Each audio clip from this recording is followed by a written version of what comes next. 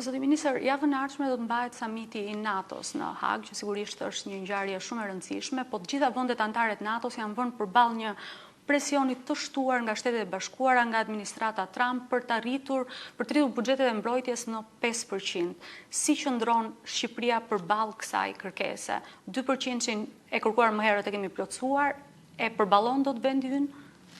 Ne jo vetëm kemi tejkaluar 2%, por Ministri i Mbrojtjes, shtabi i përgjithshëm dhe kolegët që merren me forcat armatosura janë shumë të qartë dhe ka një plan shumë të mirë për mënyrën e realizimit të një mundësie të pasjes një buxheti që do të shkojë 3.5% në çështje të mbrojtjes dhe 1.5% që tjetër do të jetë për çështje më të gjëra sigurie. Dhe kjo do të përbëjë 5% i cili përmendet dhe është dakordsuar në Ministerialin e Ministrave të Mbrojtjes pak ditë parë.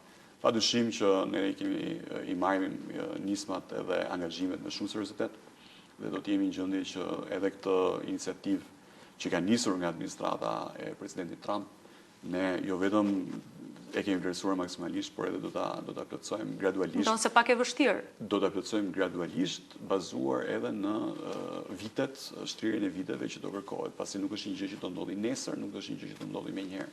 Është diçka që do ndodhi për të paktën 5 deri në 7 vitet e ardhshme.